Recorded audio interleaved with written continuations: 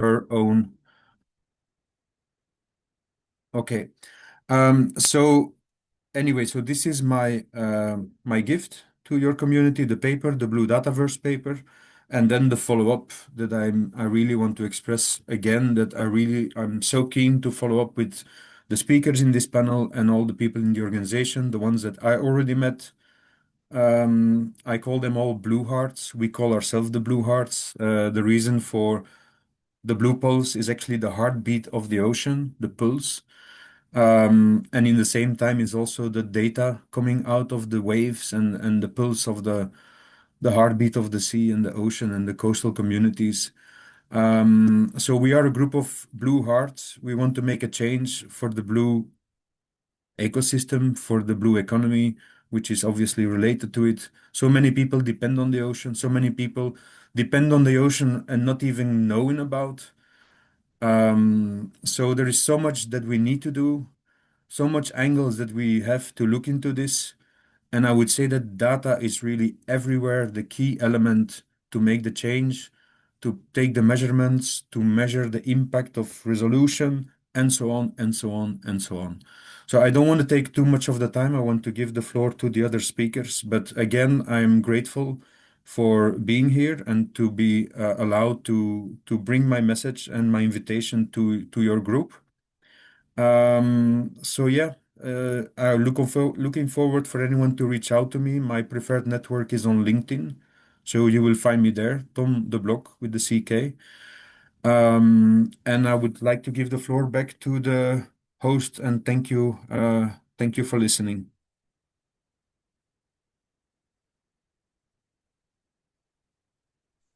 Thank you so much, Mr. Tom, for that absolutely amazing presentation.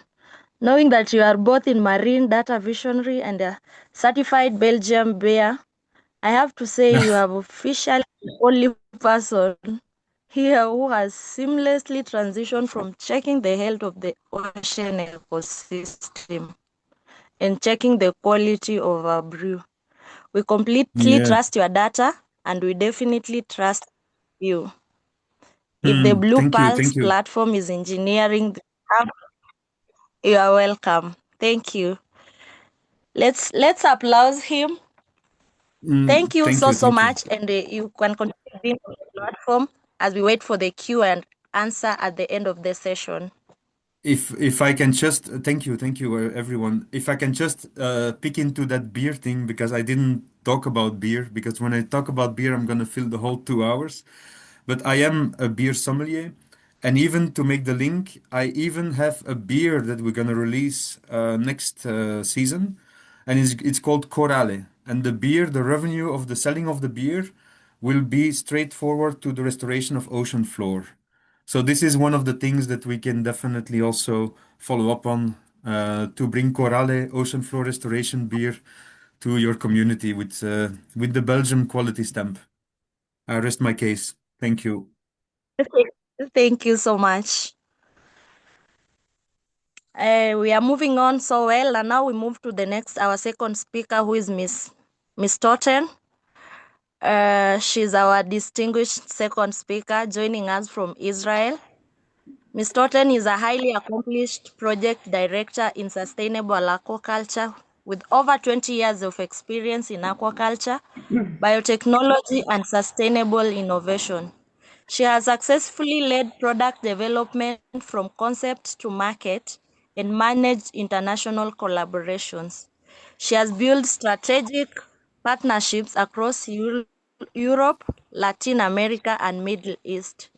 Her expertise, aquaculture project management, product development, business strategy, sustainable systems implementation, and water quality optimization.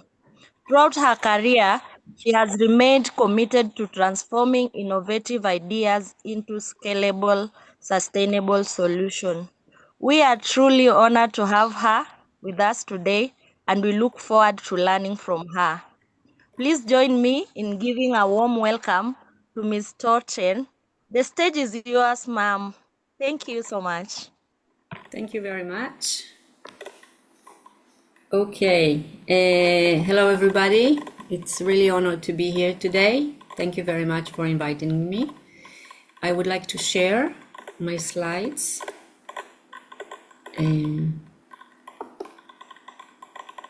Just a second. Yeah. Do you see it? No.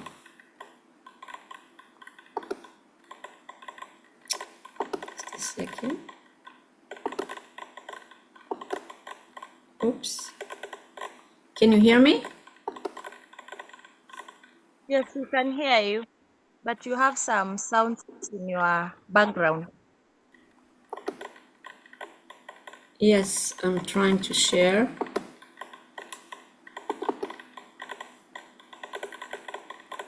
Okay, sorry for the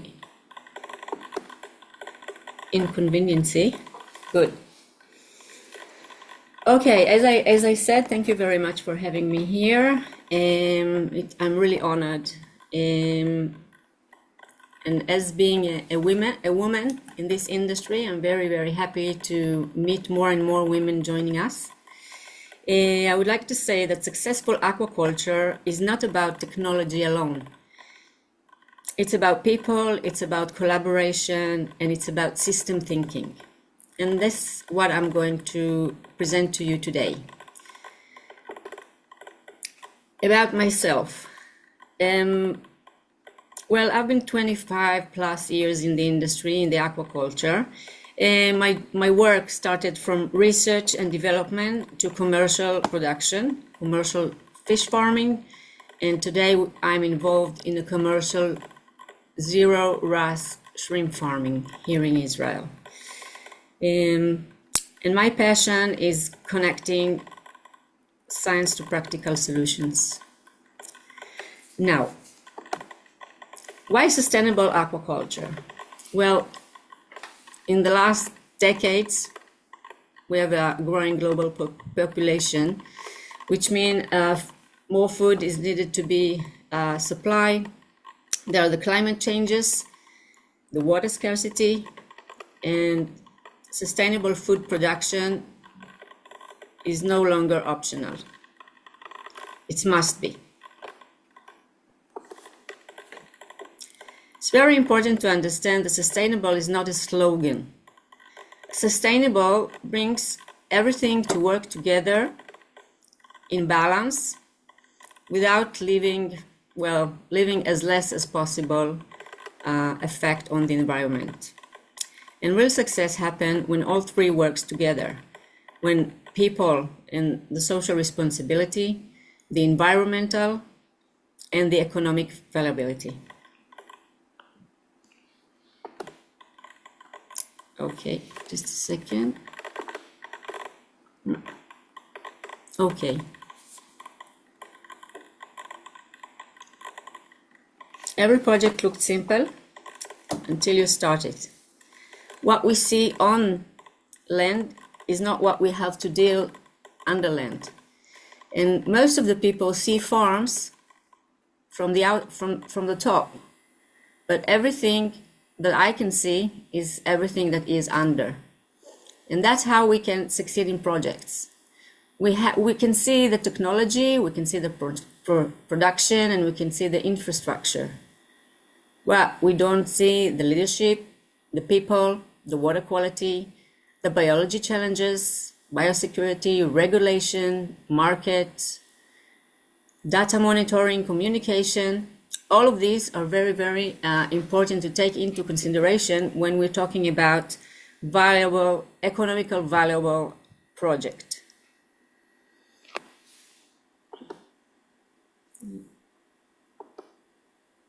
Okay. It's very important to have a system thinking, which is looking at a bigger picture. Because aquaculture is not only engineering systems. Every element effluent the other element.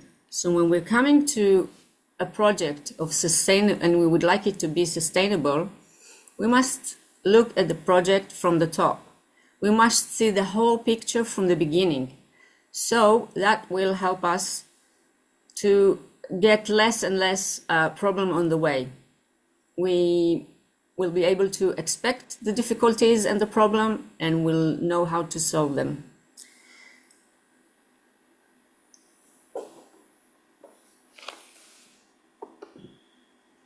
I'm sorry, my computer is a bit slow with the communication. Okay, the lesson that I learned from the field, when you have a real lesson, is when you have something which is real challenging, that's a real learning.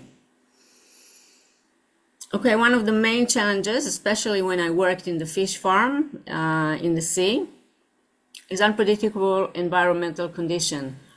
When we have some storms, when the temperature increases, any environmental can affect other challenges that we can deal with.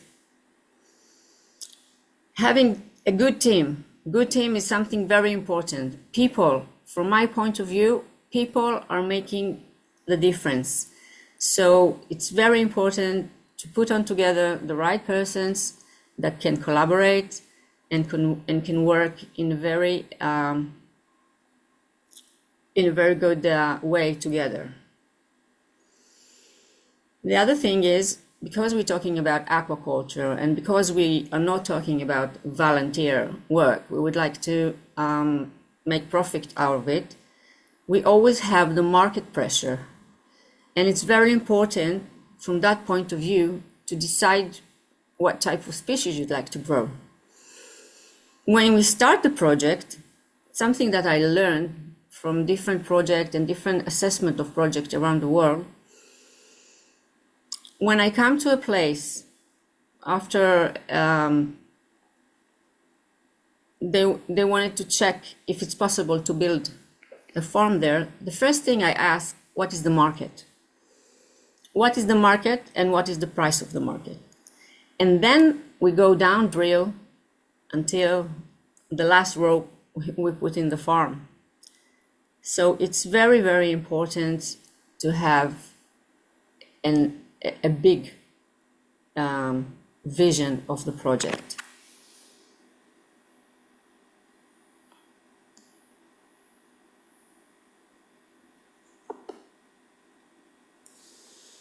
Something that I'm trying to pass over is the collaboration issue. From my point of view, after so many years of experience in this industry, I find that collaboration can make us better, and I always would like to share the information, to learn from others, and this is how the way I work. In our farm, you can see the shrimp farm, which we were growing zero discharge. This system now is the old system, and we are building a new one.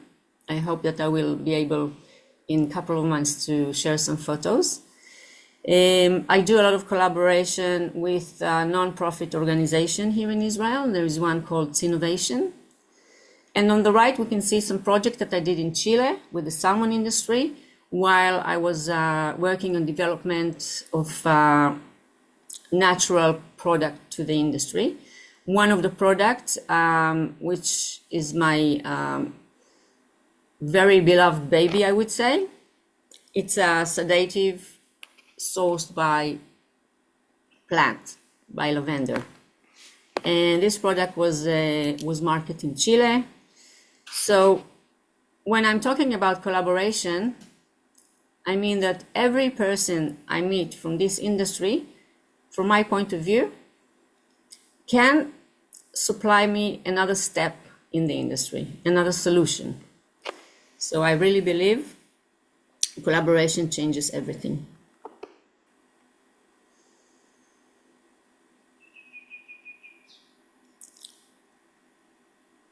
Technology is a tool and it's not a goal.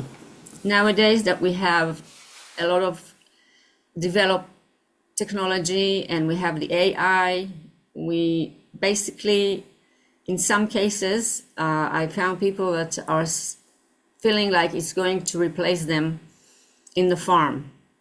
But I would say that the AI can give us a step ahead to control the situation in the farm and to be able to react very, very fast. So during those years that we have a very developed technology, I'm basically trying to bring the field experience, and then we get a better solution with the AI. And I have a few startups which we are working with to get better equipment to follow up and to control the growth.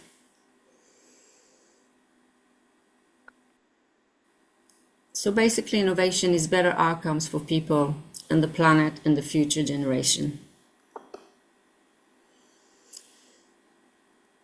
So I would like to share some, since most of the women here are graduated and are starting their way in the industry. I would like to share some of my lessons that I learned. So first of thing, although we are talking about animals and it's very important to react fast, first of thing is just to listen before running with the solution, and also to assist what's the situation we need to deal with. When we would like to, it's always, I believe in sharing the problem, not hiding it. This is the way to improve, and this is the way that we get a better solution. And that goes back to the collaboration, which I was talking before. Simplicity. Simplicity is often the smarter solution. Excuse me. Simplicity is often the smart solution. And that's the point where I would suggest to learn and find the balance between the technology, the developed technology, and the actual experience in the field. Because sometimes, most of the time, simplicity is often smarter solution. This is sustainability, as I said, started with people. One, I would say, tip from me, stay curious. When you are curious, doesn't matter how many years you are in the field, you are always exposed to new solution, and you learn more.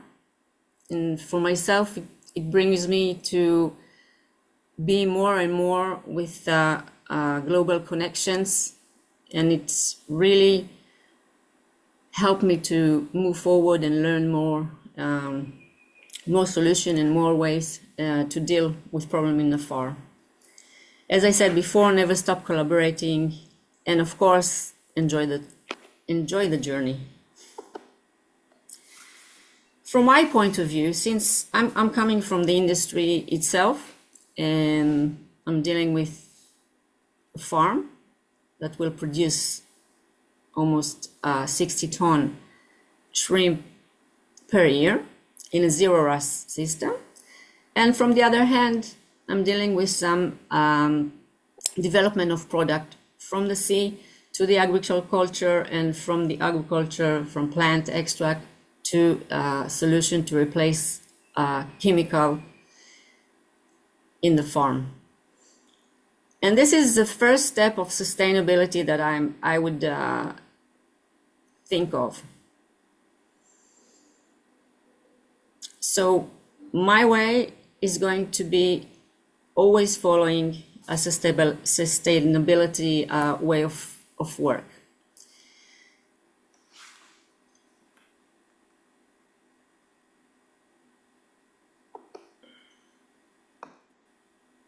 I would like to thank you all. I would say that the future is blue, and let's build it together. And you're the future of the blue solutions. Thank you very much. If you have any questions, I'm available. Following, can you hear me? Yes, yes. Thank Yes, we you. can. Thank you for the presentation. I just want to mention the last time the word collaboration. I'm very happy to be exposed with so many in the industry. And if anyone needs help, have a question, something from my work interests them, just feel free to talk to me.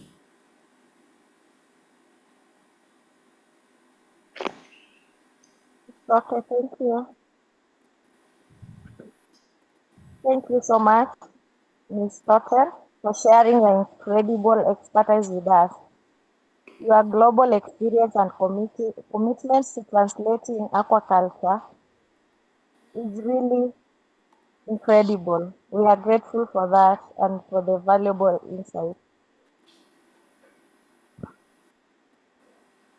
Thank you. I'll now welcome my host to continue with the next session.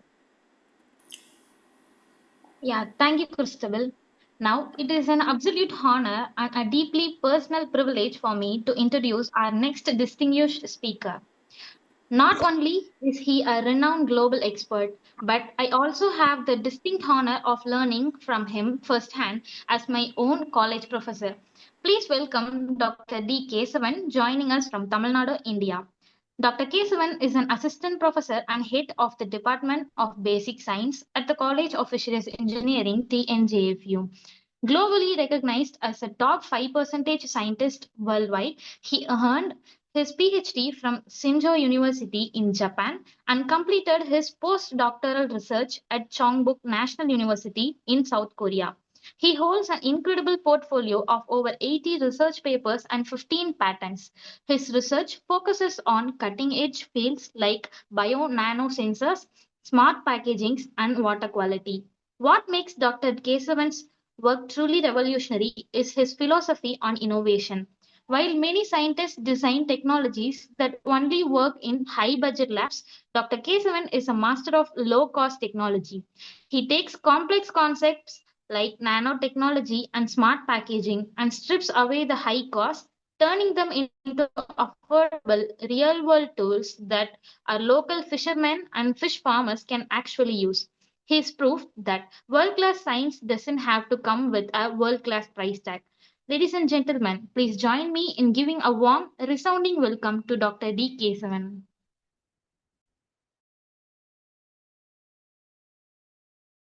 Yeah, thank you very much for the nice introduction. And first of all, I would like to thank the organizing team for arranging such a wonderful event. And also, I thank the founder and director of Thoondil Systems, Mr. Sagaya Victor, and his team for inviting me to this wonderful event. And let me share the slides. Yes, okay. So,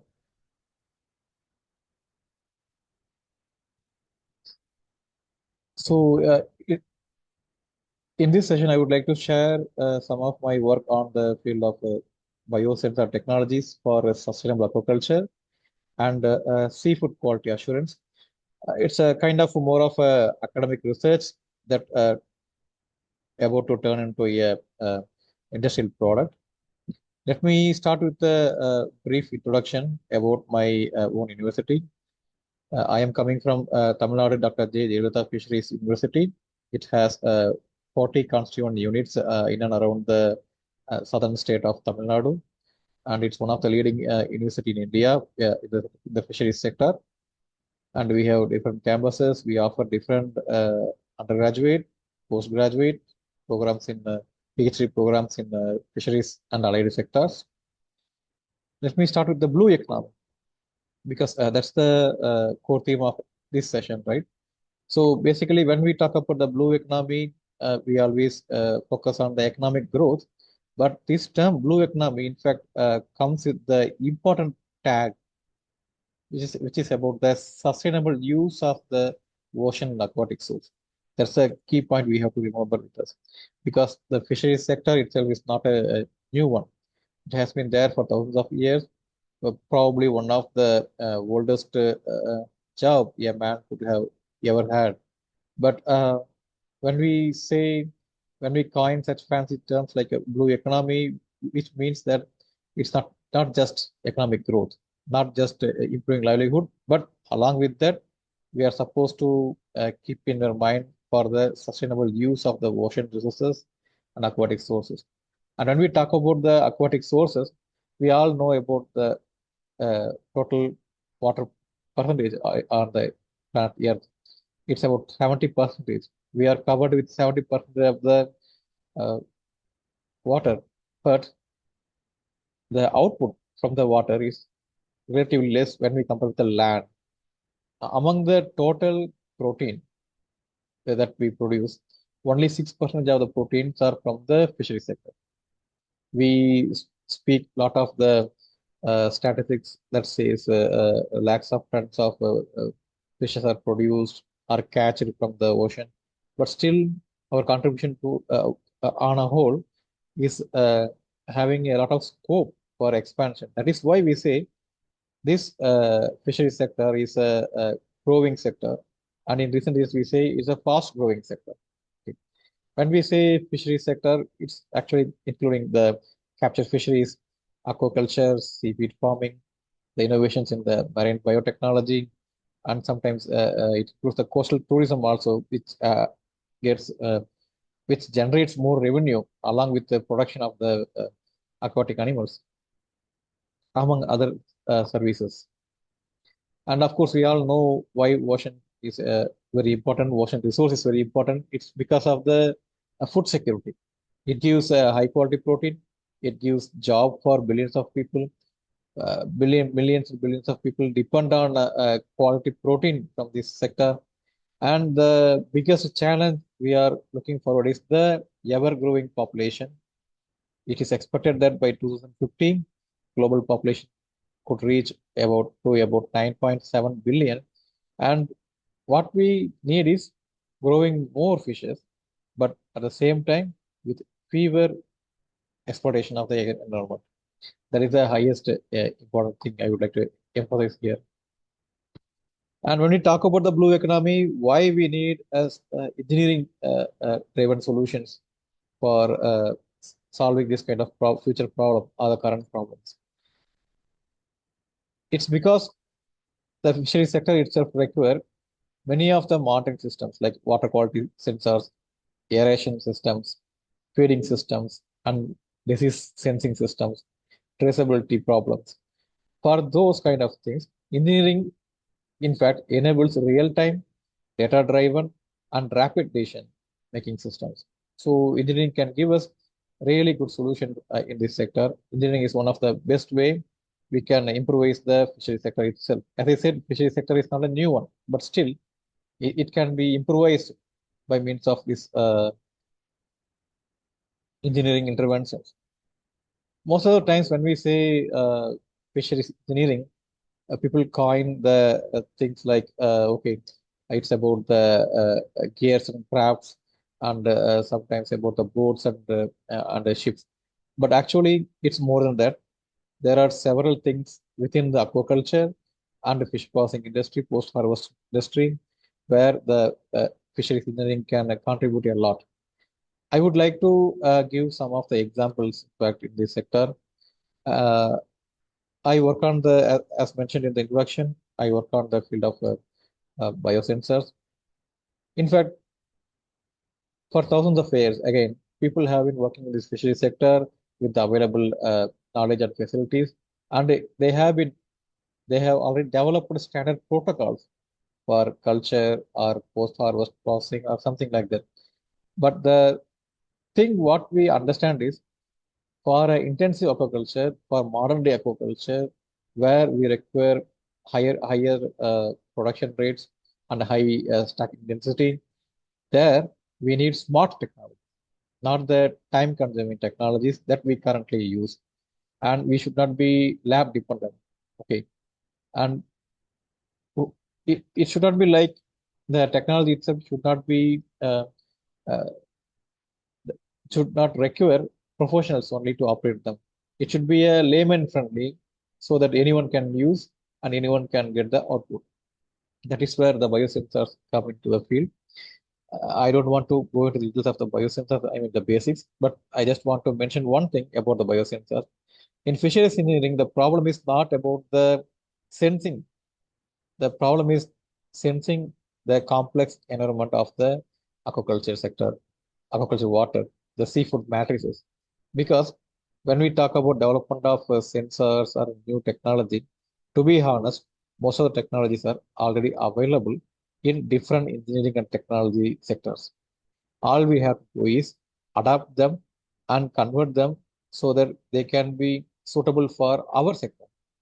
As I said, if a person have developed a sensor for a simple freshwater system or a drinking water system, it definitely will not work for the brackish water system or water system because of the complex nature of the water.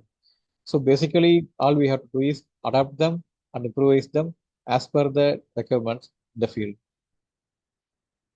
As I said, biosensors in the fishery sector can be useful for monitoring water quality, pathogen detection, nutrient monitoring, toxin detection, environmental impact assessment, packaging, and quality control. I would like to give you two case studies from my research work, which can emphasize the importance of the biosensors. The first one is about the determination of degree of spoilage in packed seafood.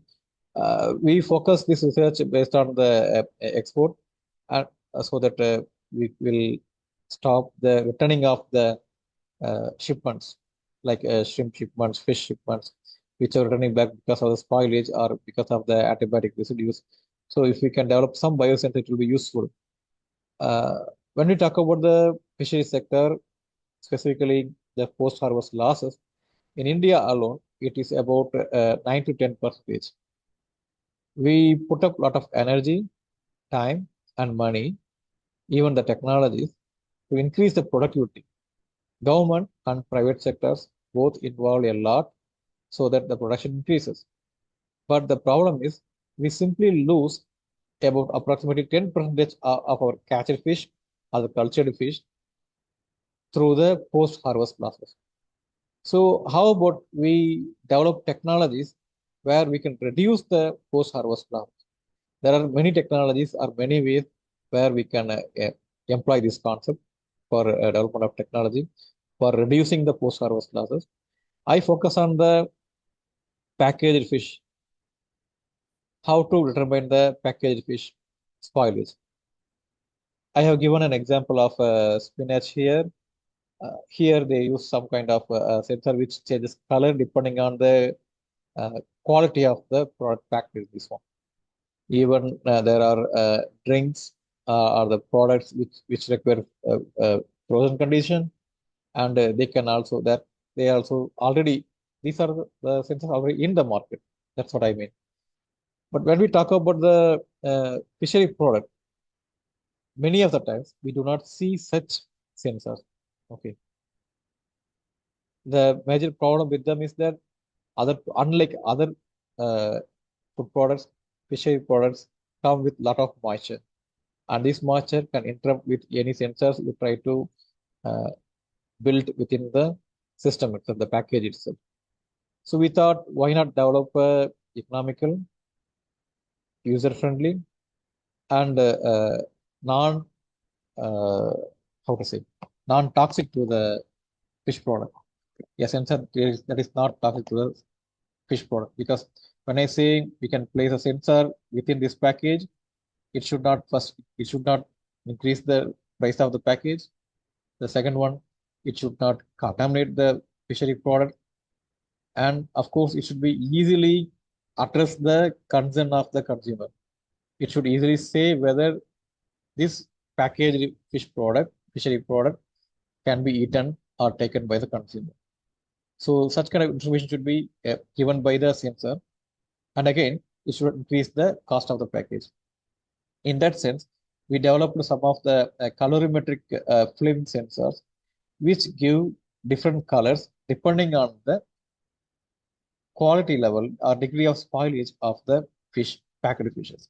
And we check the different temperatures, and this is a representative data of one of our research, where you can see that at the beginning of the storage, the sensor shows a purple color, and then at the end of 24 hours, like pale blue and a strong blue color at 48 hours, where spoilage was higher.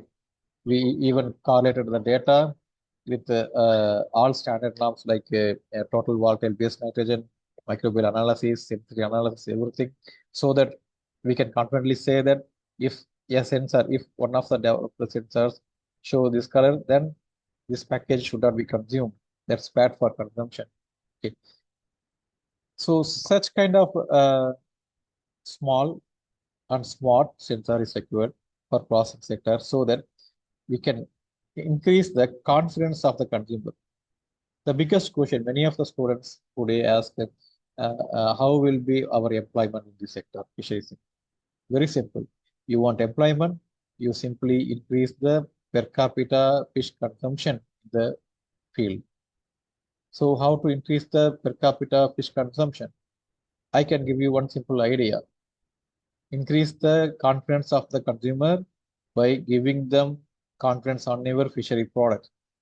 Incorporate some simple sensors like this, because this sensor costs only 50 paise. I can say it's less than 1 cent. So that much low cost but still efficient way to convey the consumer that this product is still safe for you to eat, right? So this kind of products can be tried by the entrepreneur students to improve this sector. The next one I would like to talk about is about development of a pocket system device for water quality testing. Most of the times, I could observe that when we go to the farms, farmers use this kind of color testing kits where we add some reagents to the water sample and show some color, and they compare with the charts. Personally, I feel that this is not a right way, but it is the best option for the farmer because it's the cheapest kit they can ever buy and easy to handle. It gives information directly. I mean, you simply add the reagent to the sample, it shows some color, just compare it with the chart and find out what is the reading. But the question is whether it is accurate. How about the accuracy? That is where comes some of the pocket size devices like pen type pH meter, pen type TDS meter, something like that. But again, I said in the earlier slide that our aquaculture systems are having the complex water.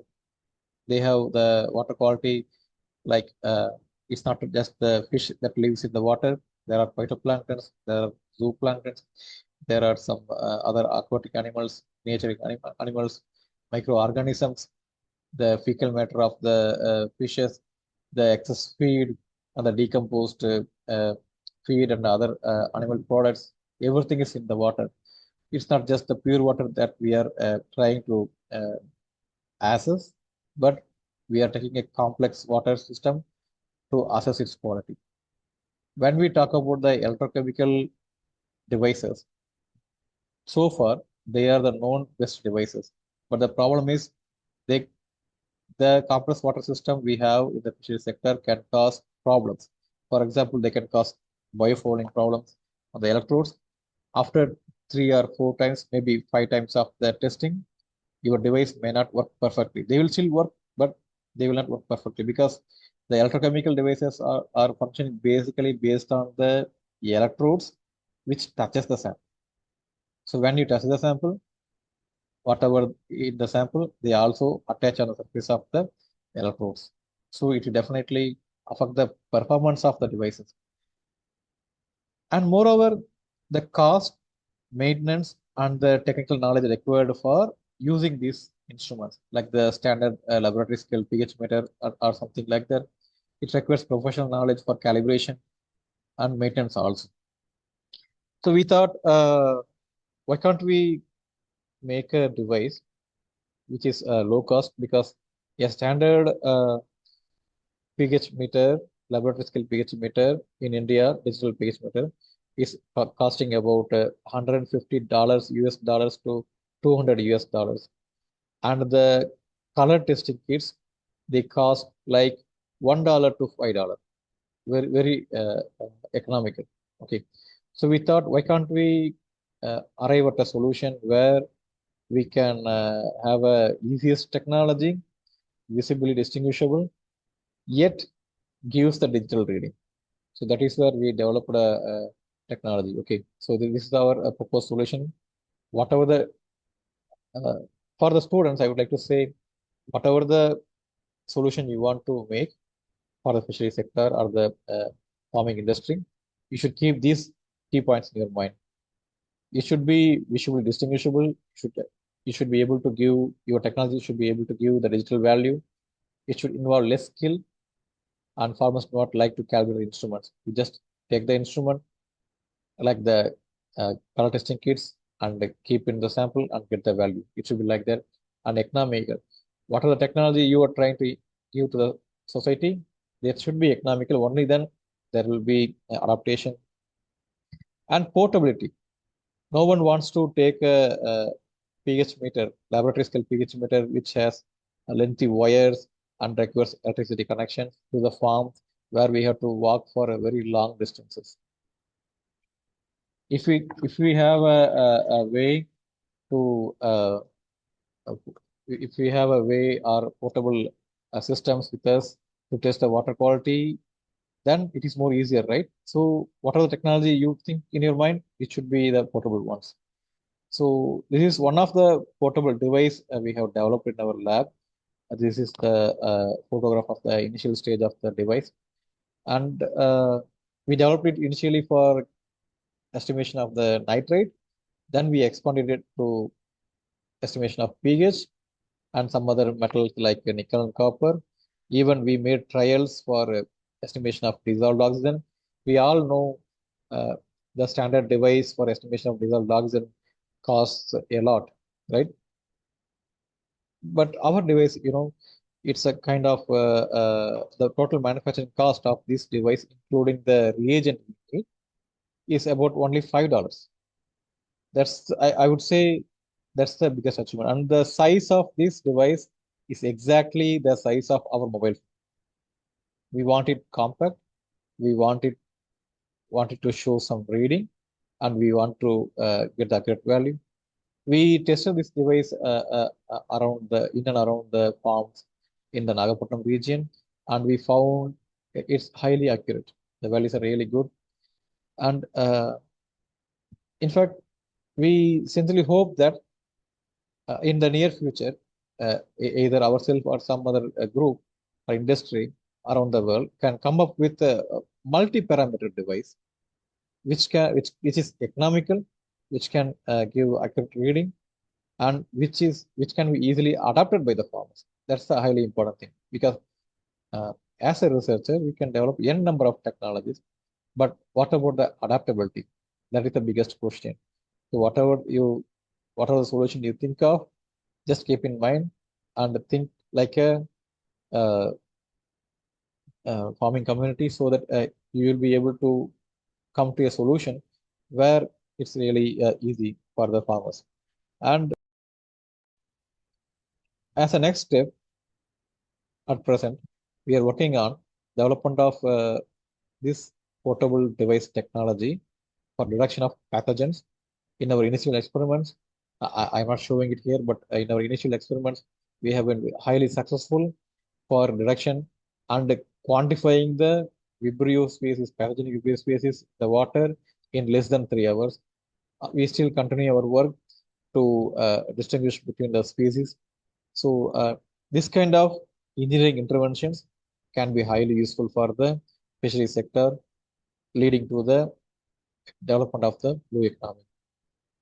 And yes, when we talk about this kind of biosensor, they have, of course, like any other technology, they also have severe restrictions. Some of them are like I would like to mention about the scalability, because at lab scale we may be able to develop, but when we come to the industry scale, we have to think of that, whether how to mass produce them, and how to reduce the calibration steps, how to improvise the shelf life of the components within the biosensor itself, and how to make them survive in the highly humid environment. Okay, so these are the basic things we have to consider for improvisation of the biosensor technologies. Okay. And finally, I would like to mention that biosensor technologies are highly helpful for real-time monitoring of packaged fishes and water quality. And of course, there are some limitations which can be overcome. We can incorporate any number of advanced technology like AI, IoT, but still you have to think of the affordability by the small scale farmers in the developing countries. And the biosensors are not just the small things or something, how to say, uh, some fancy thing. Biosensors are the ones which critically bridges the gap between the biology and engineering so that it enables the aquaculture field to thrive. And this is the end of my session. And I again thank the organizers for giving me the opportunity. And I thank the participants for listening. Thank you very much. Thank you so much, Dr. D Kesavan, for that brilliant and deeply insightful presentation. As your student, I see your brilliant dedication daily, but witnessing you share your profound expertise in chemistry and nanotechnology on this global stage is truly inspiring for all of us. Let's give him another big round of applause. Thank you. Thank you, everyone. What a phenomenal way to close our presentations. We will now open the floor to our global participants for the Q&A segment. If anyone has any questions, doubts or reflections they would like to share with any of our esteemed speaker, please feel free to drop them in the chat box or raise your hand. We would love to hear your thoughts.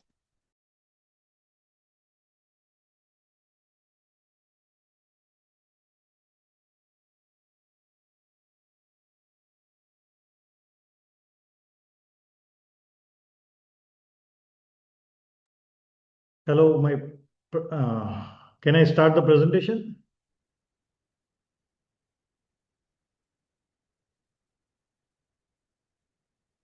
Hello, am I audible? Yes, sir, you're audible. Yes, we Okay, hear you. shall I start the presentation? Yes, sir, you can.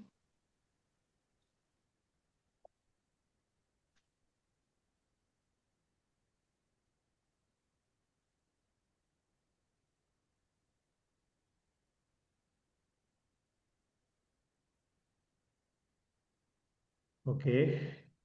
Good evening, one and all present here. I am Dr. Keten. I'm working as a professor and head into the Department of Fisheries Engineering. I've been working into this department since 17 years, and now I'm going to start the presentation. From the morning itself, there was a marathon presentations, and though this is a women fisheries graduate network, I will describe about the women-driven blue economy. Mainly, I will describe about the technology which you can adapt and you can start as an entrepreneurship your career.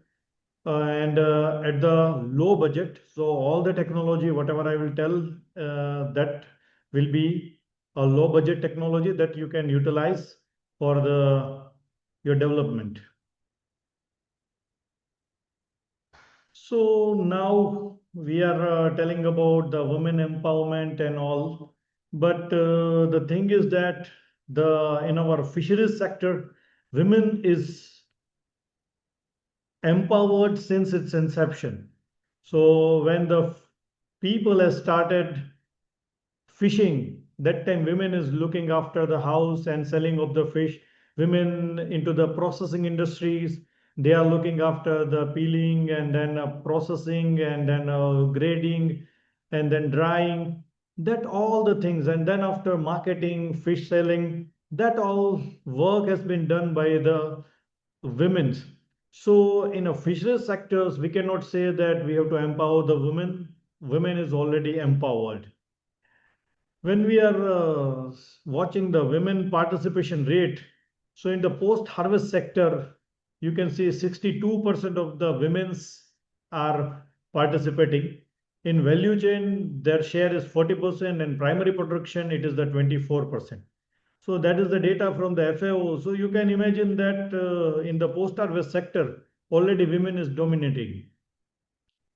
And everyone is telling that common men, but nobody is telling the common women, because women is never common, women is always special. And life is not possible without women, and fisheries sector is also not possible without women. Initially, the women works only for the fishing and fish processing, but nowadays the women scientists, then they are engaged into the culture, and as other than fisheries, women has engaged in all the professions. So now, why we are talking about the blue revolution? So I want to share that when our India has got the independence, that time our first 5 year plan itself, it has been mentioned that we have to focus on the fisheries, but somehow we have not focused on that time. So people has more focused onto the agriculture sector. So that's why the green revolution was evolved. After that, people has focused onto the milk, so that white revolution has evolved, and Amul and all due to that. And now, after this saturation level, people are thinking that there is a great potential into the fisheries sector, and that's why we are talking about the blue revolution. Our government has given the PMMSSY Yojana, and given the 20,000 crore for that, and we have seen our export growth. So when we will see our 5 year plans, every 5 year plans we had uh, emphasized, like 8 5 year plan, it is emphasized on fish production, 9 5 year plan, rural livelihood, 10th 5 year plan, that is for the aquaculture development, 11th 5 year plan, it is for the post harvest infrastructure, and 12th 5 year plan, which is on the growth, export growth and nutrition. So this year only we know that our export has been grown. So that's why now, what should be the scope nowadays? So now we will come to the current situation, what women or every fisheries graduates or anybody can do. So first thing, that women's are preparing very delicious food, and that same delicacies came for the seafood also. And for the seafood now, we can start that food on wheels, so that that can be shifted to anywhere. And if we will people wants to eat a quality seafood, but we are unable to supply it. So that's why we have to prepare such kinds of initiative to start it, and in that government is also funding. Another things which is a neglected thing, that is the aquascaping, that generally fisheries in in that aquarium industry, ornamental fish industries, another 65% of the profit it is come from the ancillaries, not only for the aquarium fishes, but from the decorations, their that different aquariums, different filters and all. So that aquascaping, it is the new scope which we can highlight. After that, very simple thing that our one of the member of WFGN, that is Miss Akanksha Tiwari, when she was studying into the BFSC, their classmate have started this. And when they have started this, that time that students are earning whatever expenses they are doing into their bachelor's degree. So that very low investment, like within a 10,000 or 20,000 investment, you can start that business and do the pedicure and all. And people is also very eager to do this into India and other countries. So that is a great scope for that. After that, we are having another neglected thing, and that we have not emphasized, that is the nutraceuticals from the sea. People wants the energy nowadays. Collagen, it is the major thing for the pharmaceutical industries. So that collagen, omega-3 fatty acids, seaweed extracts, that all things is a very important thing from which we can get from the marine ecosystem, and that nutraceuticals we can use. Then after pharmaceuticals like marine peptide, whatever bioactive compounds with the whichever that aquatic ecosystem has, we can find the marine compounds. Then we can find the peptides, enzymes. So that pharmaceuticals things we can cover into this. And after that, the next thing, people can try it very easier way, that wherever the fish is captured or whether fish is produced, like we are having the coastal area and we have an inland area. So inland area, we are unable to supply the food, that seafood. So what we can do, simply we can start a distribution value chain. So in that we can supply it. So instead of depending upon the export market, sometimes our own domestic market will also give a best value for us. And people are ready to give a price for the domestic food if it is a quality food. So that quality food we can supply, and we can start from ocean to table. Same concept we can apply from the aquaculture, and we can supply it to the area where the fish production is not going on.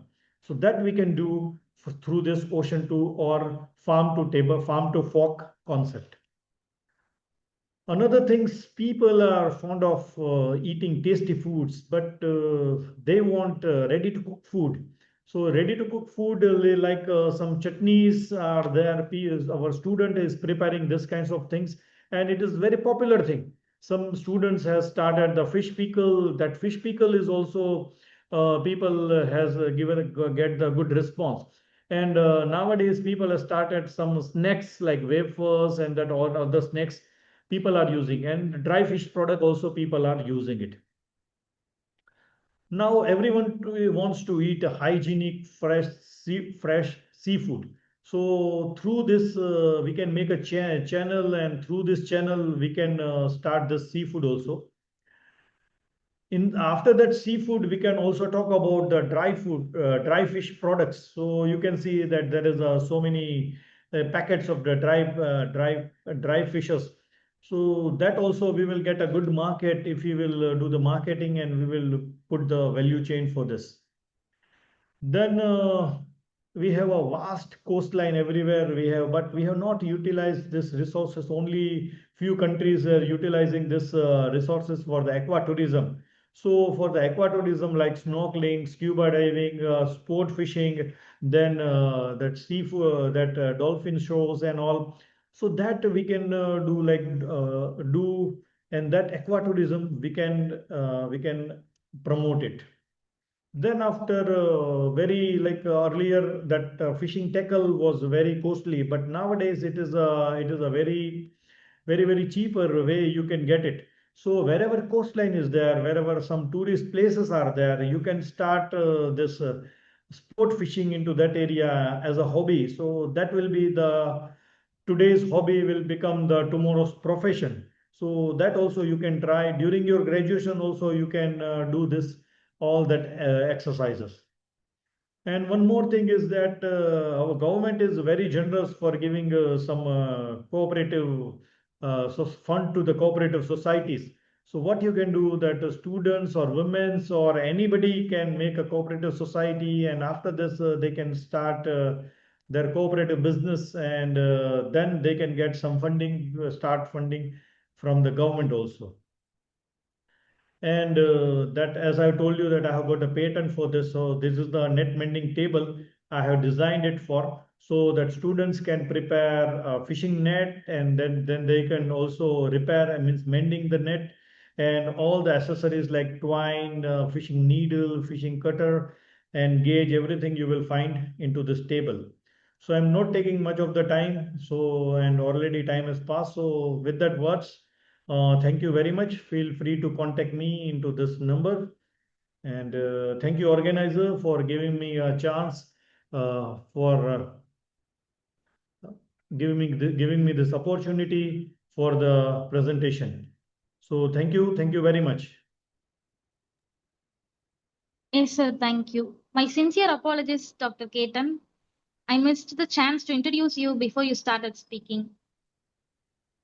And the slides truly capture how vital women are to every part of our lives and society. Yeah, now we can open the session for question and answer segment.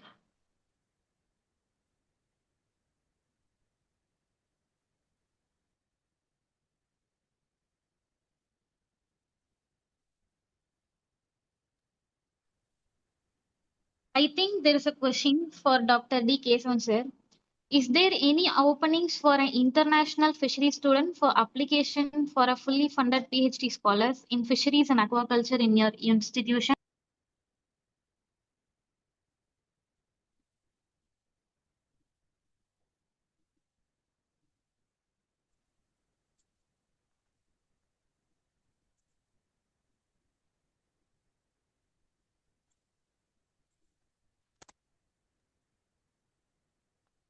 Sir, are you there?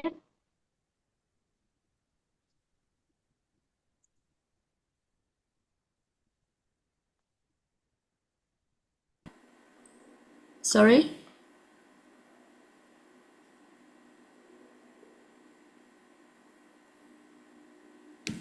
Can you hear me? Yeah, ma'am, we can hear you. Ma'am, I think I have a question about your site. When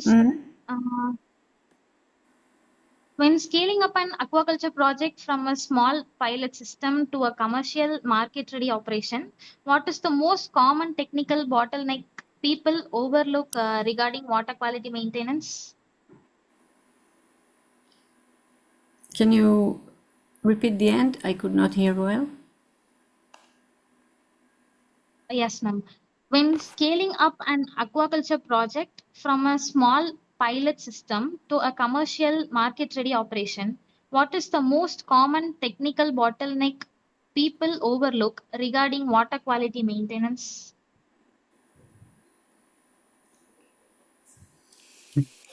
Well, it depends on what system you would like to work on.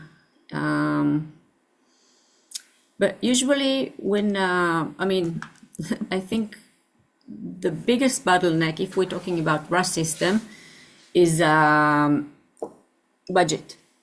Depends on how you're gonna grow, to what size, and what size is marketable. I mean, it's marketable and return the investment.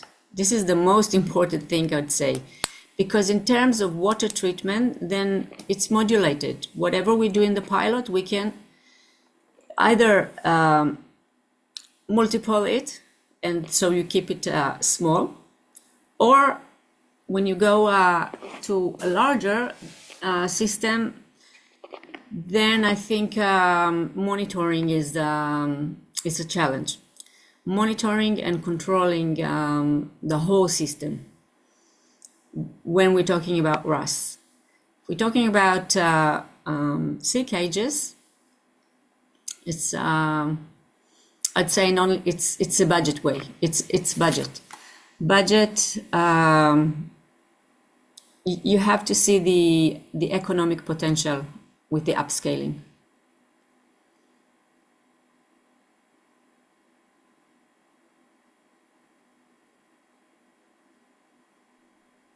Yeah, ma'am. Thank you. You're welcome. And, ma'am, there is also a question for you in the chat box from Lydia David, which says, is there any openings on PhD fully funded scholarship in the area of aquatic toxicology for an international student? I'm looking for the question in the messages, or you wanna repeat it? It's in the messages, yes, by Lydia David. Is there any opening on PhD fully funded? This one? Yes, that one.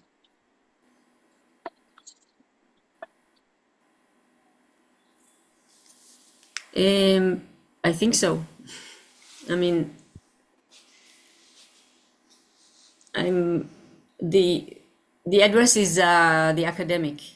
I can always try and help to find a place here, but I think if you'd like to learn a high level of aquatic toxicology, then it's either in the Red Sea, in the IOLR. I think. I mean, let's contact separately, and then I'll give you some suggestion, and you can share your CV and so on. And then, if you're interested in relocation here, or I mean, let's talk in private.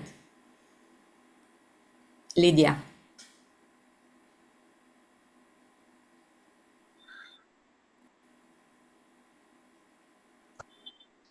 Okay, ma'am. Thank you. I have And a question for Mary, Tom. I have a question for Tom. Yes. I'm here. Yeah, there is unreported and unregulated fishings are there, right? Excuse me? Unreported and unreported and unregulated fishings. We can say IUU fishing. How the data we can use the data to find out that unreported fishings. You can say there is a problem in UK that in high seas there is a limited catching we need to do, but they harvested the more fishes, right? You mean overfishing? Yeah, Or overfishing. Yeah, overfishing. How overfishing can you illegal address with the fish? data? Yeah, with the data. Yeah. Yeah, well, okay. First of all, data discovery is a thing. So depends where is the data. Some of the data will be in databases. Some data may be in the institutes and so on. In Europe, there is a system called EMODNet. It's the European Marine Data Portal. It become gently homogeneous, and there is a possibility to have topic discovery, but there is still a lot of challenges. It could be discovered, for example, further along if the systems would be properly connected, which is not always the case, but I can imagine scenarios where, for example, on a harvest, I have a case, for example, on algae farming. It's comparable, but I want to use this as an example. If there is a license, so it's supposed to harvest from a licensed plot. The species is known, the performance of the species is known, so it's expected to have a certain ton or a certain volume from that harvest. If the company sells 10 times more than the license plot times the expected performance, then there is a mathematical formula that can tell us something is wrong. The people are selling more than they are supposed to harvest looking at their licenses.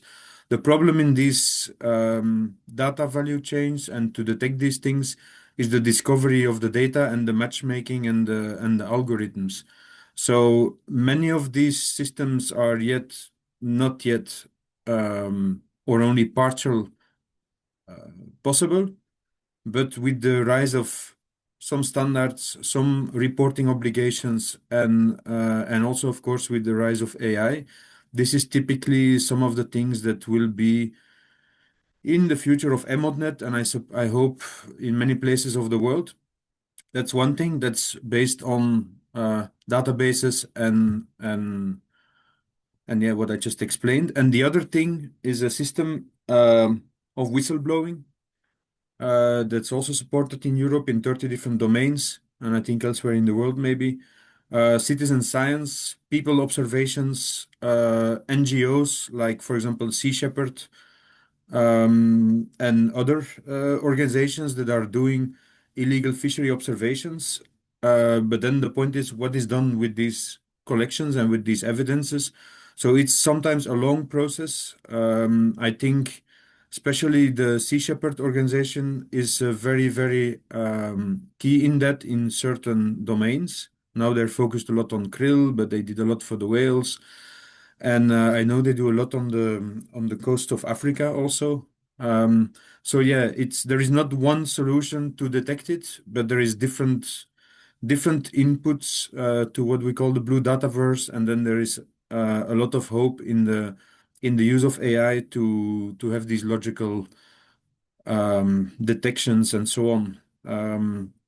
So I think that's for now what I could answer to that, and I'm looking forward for the availability of more measurement and measurable data that these kind of systems can be detected.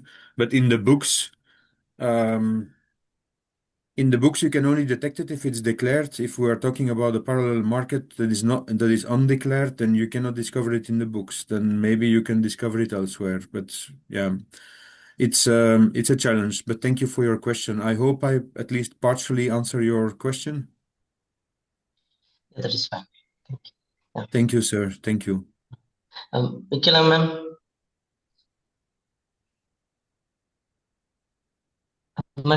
Okay. Torten.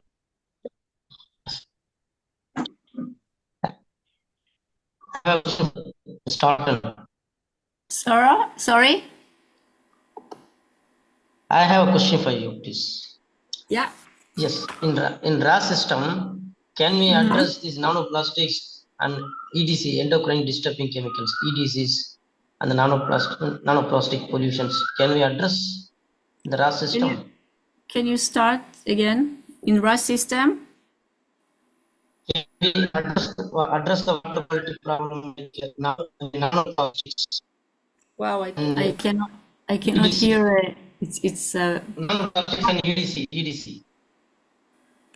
Endocrine disturbing chemicals and nanoplastics. Maybe write your question in the chat because it's interrupted. Write it in the chat so we can read it and answer it like that.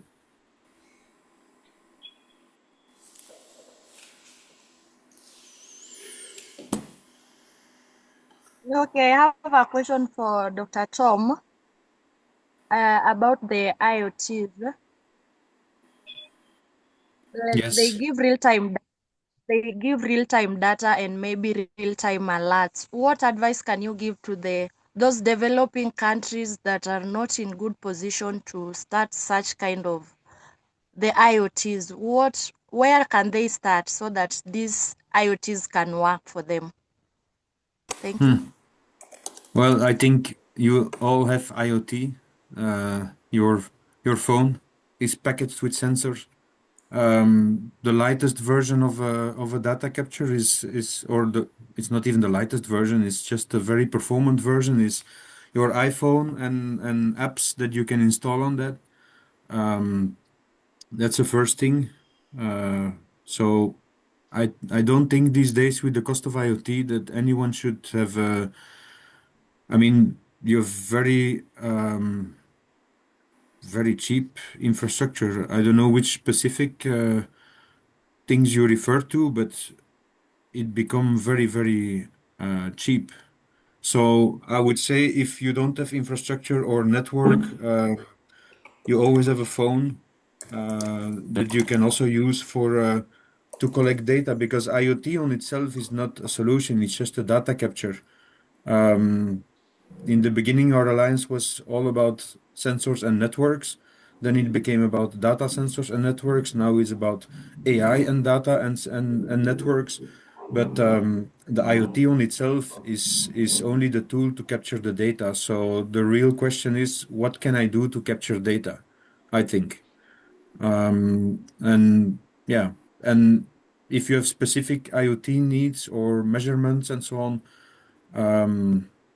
yeah, especially in your area, there is a lot of suppliers, and maybe in some of the, if you have a case, for example, where your IoT would be used to have a cleaner operation, I'm even sure that there is funds to fund it. And if there is no government fund to fund it, then this is typically what the Blue Pulse does. If we have measurable impact, if we can measure the impact of the before and after of the installation of a system, we can find corporate sponsors to fund the system, and then to install the most efficient system for the purpose. So there is different ways. I hope I answered your question with this. And if you want to follow up, you can just simply, if you have a case, a real example case that you want to deploy this, and there will be a before and after measurable impact, you can simply create a free account on thebluepulse.com, and there we can help you further to see if it is possible to measure and potentially seek for a local corporate sponsor to do it. Thank I you hope I so much. answered your question with this. Give you some hope. Yes, yes, you did. You're Thank welcome. you. I think I have a question for Dr. D Kesavan, sir. Sir, if you were advising a fisheries graduate today, would you recommend research, entrepreneurship, or industry, and why? Yes, that's a good question, in fact. So again, it's depending on the personal interest of the students, but whatever the field you would like to go, always pursue the research and development, because that's the one holds the key for future developments.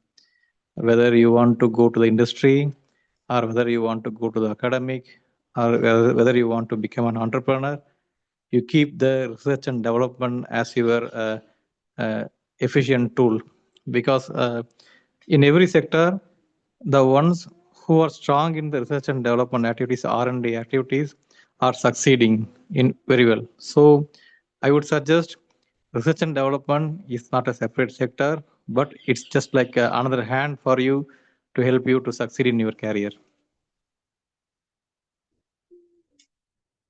Yes, sir. Thank you. And also, I have a question for Dr. Keten, sir. Sir, what role can women entrepreneurs play in shaping the future of the blue economy?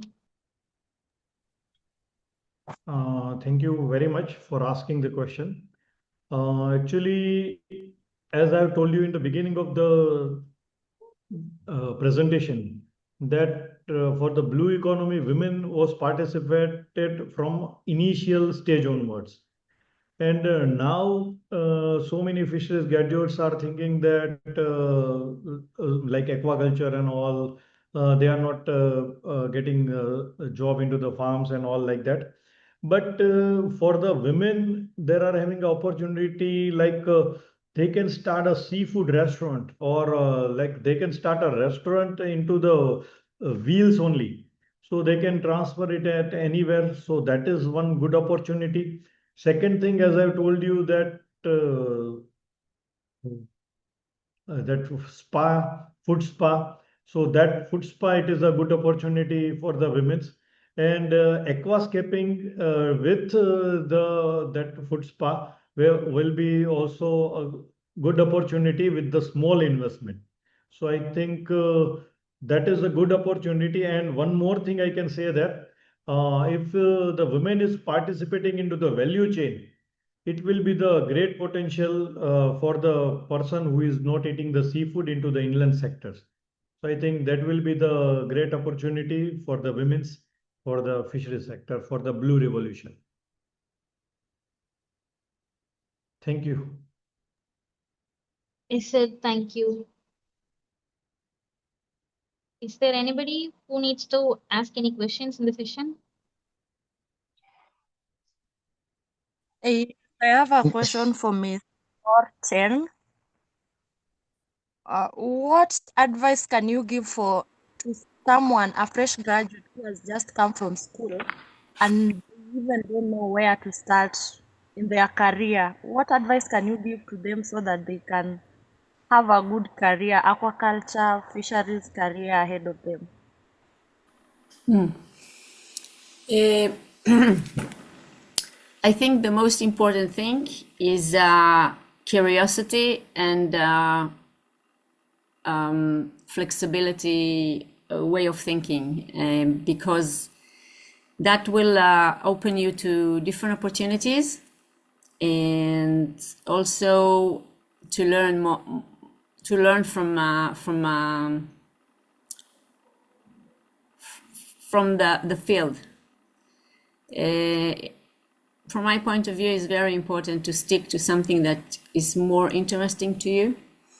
And the more you try, you know what fits you, and just jump into the industry.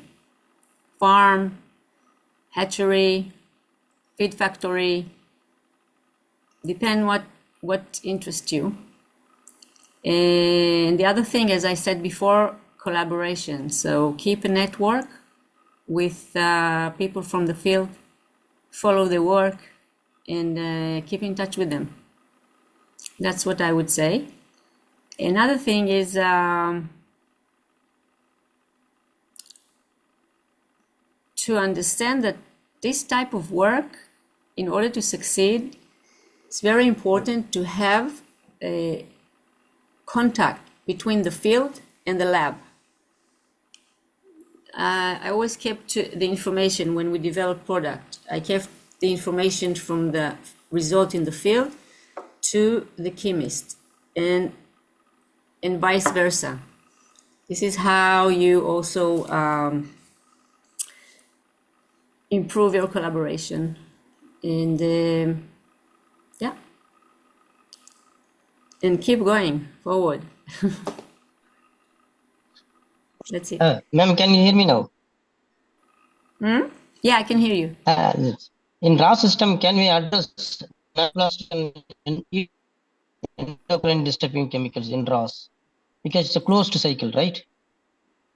Yeah, Nanoplastics I just answer your question in the messages, but we're not exposed to nano practical. In the RAS system, it's closed system, completely closed. We're not replacing water at all. We're just adding some water, which is like 1 to 5%, since they are growing in a very hot environment, and the evaporation can reduce the level of the water, but nothing enters. And also the water are artificial. We salinate the water by ourselves. We control the mineral ratio inside. So it is it is a freshwater area. Salinate means artificially means, or the seawater or the artificial? No, we don't take it's completely far from the sea or from any lake. It's just fresh water, tap fresh water, okay, which we salinate with salt from the Red Sea salt, or we have other suppliers that and we reach to 25 ppt, and we keep it like that. It's interesting. It's always for example,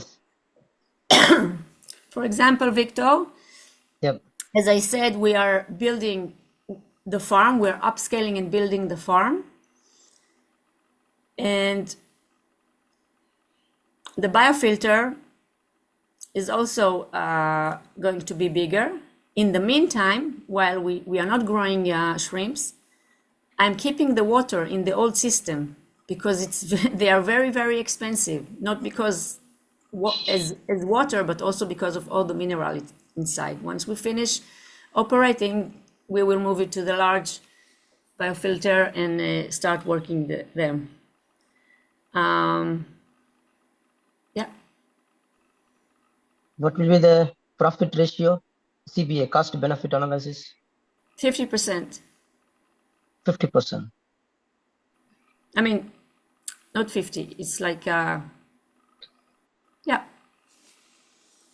It's really interesting Like because 18 months as you cover the investment. Now we grow them for local production because we don't have fresh shrimp supply here. All the shrimps we have, beside from fishermen, is imported, frozen. Consumption of shrimps in Israel is at least 2,000 tons. So there is a place for this market here. And yes. yeah. You tried with the fishes, only shrimp. Like for example, cobia, rocky centron, or sea bass, or the Asian bass. Yeah, the Asian bass or cobia, any fishes? Did you try any fishes? sorry, Fish culture. the sea Did bass, you yeah, try in sea bass or cobia? cobia. Yeah. In Did you RAS try any system, other? Yeah, in RAS. Did you? Yes, RAS. I know some systems. Cobia we don't have here, but they are not zero RAS. In our system before, we tried to grow sea bream, but it was not in salty water. So those fish are more sensitive. I think one of the advantages of growing in the shrimp, their growth time is 3 to 4 months up to market. When you talk about fish, then it's longer, and it also affects the system itself, the biofilter and the. So, but I don't know such species grown here in Israel. I guess Sea bream. Sea bream is succeed. Sea bream. the sea bream. Well, we had farms in the sea that were all closed. Our government really giving us hard time with those projects. It feels like the government doesn't support any aquaculture. But there are some places they grow inland the sea bream. I'm not sure if it's a RAS system, but anyway, it's not in salty water. It's like maybe 5 ppt or something like that. And that really affects the meat quality. It's really expensive to salinate water. But this is why we keep them all the time and we're not changing them. But I would say from my experience, because I've been growing sea breams in the sea for many years, it's not even tasty in fresh water. The meat is not the same quality as it's grown directly in sea salty water. Why you need to salinate? There is a venami which grows in the fresh water, right? There is a venami.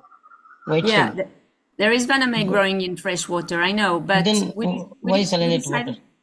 We decided to salinate our water. It affects the quality of the meat. It affects the quality of the shell. We prefer to have it, and basically it's a premium product in the market.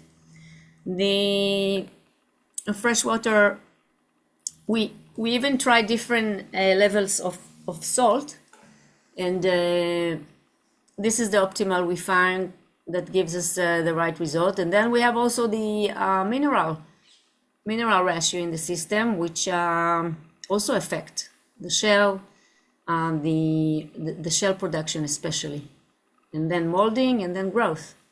It's all. Yeah, thank you. Thank you very much. Hello.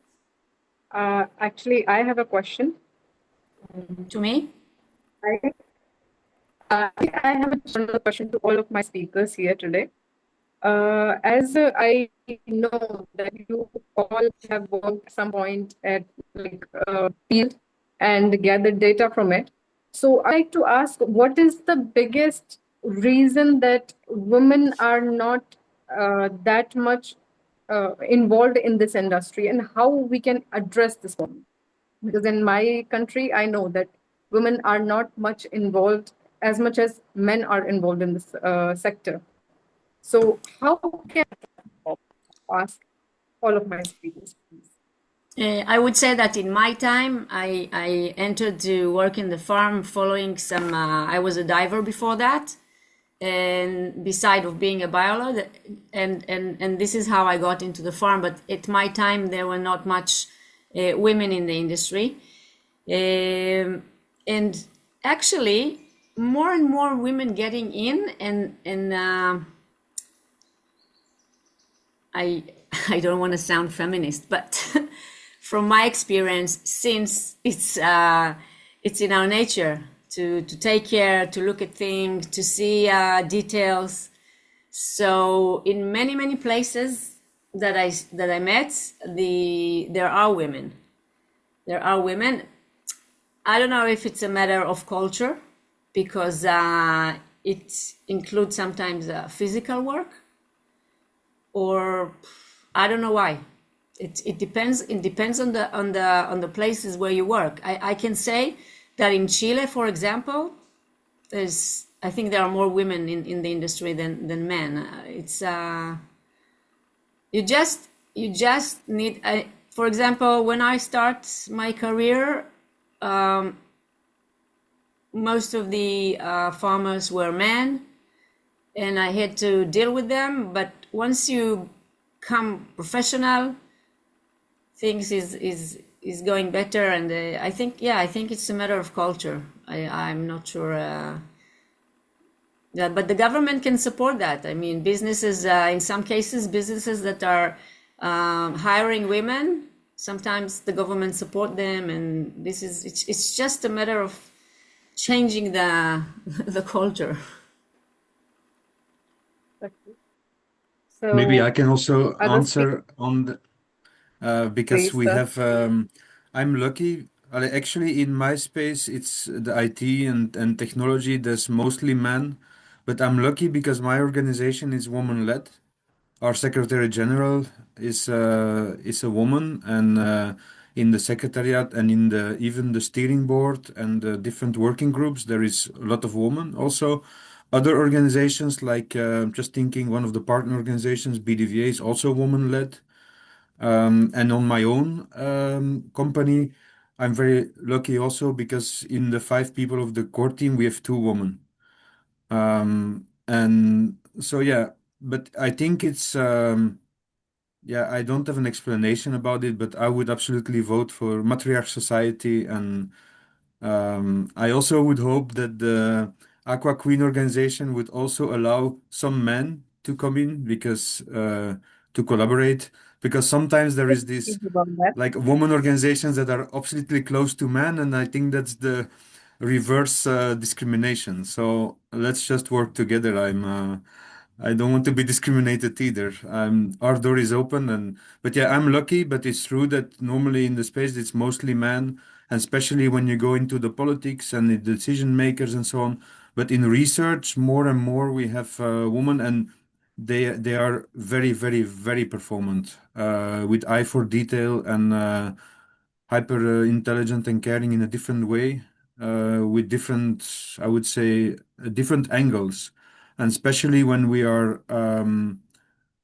need to find solutions, you cannot make a pure masculine approach to solutions because you need to consider many different angles. That's why I would even claim if solutions are purely developed only by men or maybe even only by women, it will not be the best solution. It should be a co-creation. And so, yeah, but I'm lucky to that regard. So Okay. that's all for me. Dr. Thank you, sir. Dr. Keten, would you like to answer? Yes, as I have explained in my second slide, that already in the post-harvest sector, the women participation is more than the men. 65% women participation is there into the post-harvest sector. And one more thing, except aquaculture means culture of the organism, women's are everywhere. Like they are into the teaching field as well as they are into the research field. They are everywhere. And whenever women has got an opportunity, they have proven that they are having the potential. So I think we cannot neglect women for the fisheries, but except there is a hardship in the aquaculture. So for that, somehow women is limited. Otherwise, all other sectors, maybe in near future, women will be dominating. Thank you. Yes, sir. Thank you so much. We had, I think, one more speaker, if I'm not wrong.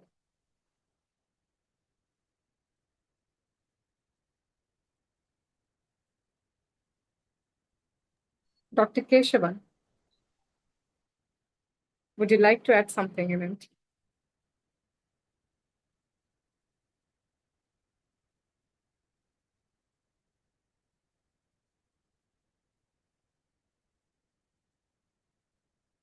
Okay, maybe he's not here. So thank you so much, speakers, for clearing that. Thank you.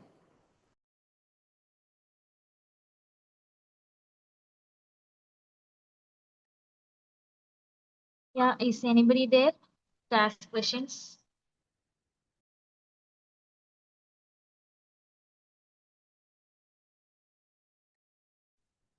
Yeah, then, well, everyone, we have officially reached the end of our today's program.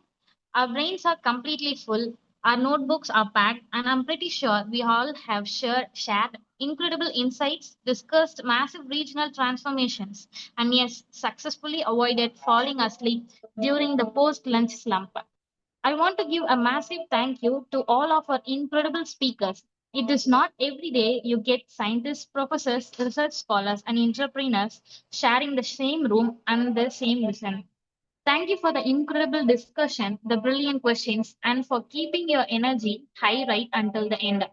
Go forth, conquer into your industries, and keep innovating. Once again, thank you all for bringing your unique energy and passion to this event today. And let's keep this momentum going. Thank you. Bye-bye, everyone. Bye-bye, and thank you. Yeah, good luck to Bye-bye. the team. Yeah, all the best. Good Good work. luck to everyone for the career. Bye-bye. All the Bye. best. All the best to organizer. Thank Thank you, you. sir. Thank you. Thank you, sir. Thank you very much. Thank you so Thank much. you.